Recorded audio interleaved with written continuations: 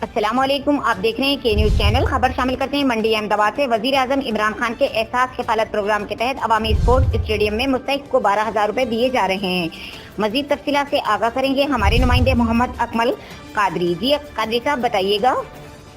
मौजूद sports stadium मंडी अहमदाबाद में, जहाँ पे वज़ीर आज़म की जानिब से कफ़ालत एहसास प्रोग्राम के तहत मुस्तहिक को 12,000 रुपये दिए जा रहे हैं। यहाँ पे ये पैसे बायोमेट्रिक तरीके से दिए जा रहे हैं। यहाँ पे फ़ौज, पुलिस और रेवेन्यू का अमला मौजूद है। यहाँ पे कुछ ख़वातीन भी हमारे साथ मौजूद हैं, उनसे जानते हैं भी कोई उनसे कटौती तो नहीं की गई।